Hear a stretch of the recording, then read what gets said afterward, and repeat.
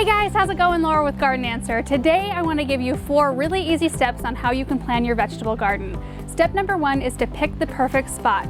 Now there are a couple of things that you want to look for. The first thing is to find a spot that has at least 6 to 8 hours of sun. The more sun, the better. Most vegetables are full sun lovers, so the more sun they get, the healthier they're going to be, which means they'll be more resistant to insects and diseases. Now if you can't find a spot that has full sun, don't worry too much about it. You can still grow leafy vegetables like spinach and lettuce. They're far more shade tolerant. And second, you'll want to make sure that your spot is close to a good water source because it'll just make it a whole lot easier on you. Most vegetables are not drought tolerant and they need consistent moisture. You might also consider choosing a spot that's really close to your house because it makes it much easier on you when you're ready to harvest these vegetables. You're really close to the kitchen, makes it a lot easier to cook with them. And keep in mind that you do not need to have a huge space to have a successful garden. You can have a great vegetable garden in pots, on your patio or your balcony, and sometimes a smaller garden that's well tended will produce more than a huge garden that isn't as well tended. Step number 2 is to test your soil, and this can be a pretty involved subject, so I'm going to do my very best to simplify it. Basically, our gardens are as good as our soil. If we have bad soil, our vegetables will suffer. So the first test you can run is a pH test, which you can pick up at your local garden center. And what we want to do is shoot for a pH somewhere near neutral. Extremes on either end is not really an ideal situation. So if you have really high acid soil, you're going to want to add some garden lime into your soil to help bring that pH up closer to neutral. And if you have very alkaline soil, you're going to want to add some soil acidifier to help lower the pH. You'll also want to note the consistency of your soil. So for example, if you have really sandy soil, you're going to want to start adding some organic matter to it, some compost to help it not be quite so sandy and so the water doesn't run away super quickly. If you have really heavy clay soil where it just holds on to water for a long time and stays boggy, you're going to start wanting to add some things into it like gypsum to help condition it. Another really smart thing to do is to add a good starter fertilizer to your soil like a Spoma Biotone. It adds a lot of good microbes and mycorrhizae to your soil, and I also like the fact that it's organic because that means it's slower to break down and slower to feed your plants, so your plants have something to feed on longer. But honestly, at the end of the day, I really recommend gardening in raised beds because then you can control exactly what kind of soil you're gardening in because you get to fill your beds with what you want.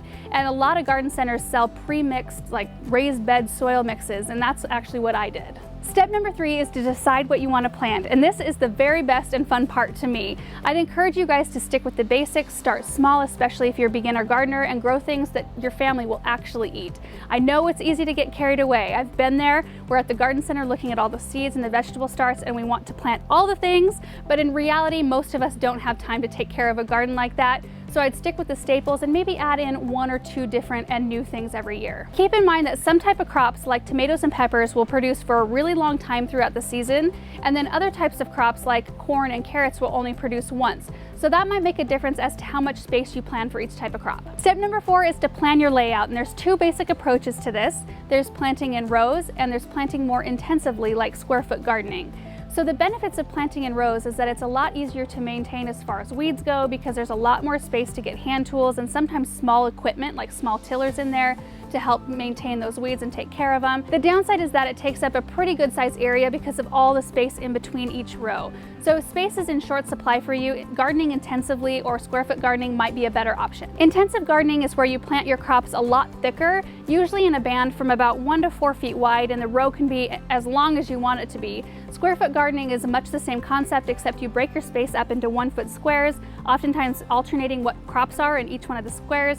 And this is a really great way to garden in raised beds because you can really get a lot of produce out of a small amount of space, and that's one huge benefit of it. And the other benefit of it is that it takes up far less space than row cropping.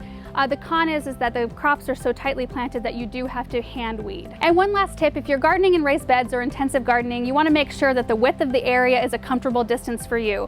I've found that 3 foot wide beds are the most comfortable for me rather than 4 foot, which is kind of a standard, because at 3 feet I can much easier reach to the center to weed or do any maintenance. 4 feet is just a little bit uncomfortable for me. So just make sure that you're comfortable with whatever width it is. So those are my 4 tips, and I do plan on making 2 more videos. One will be a general guide on planting, and the other will be on harvesting. So make sure you're subscribed and that you have notifications on.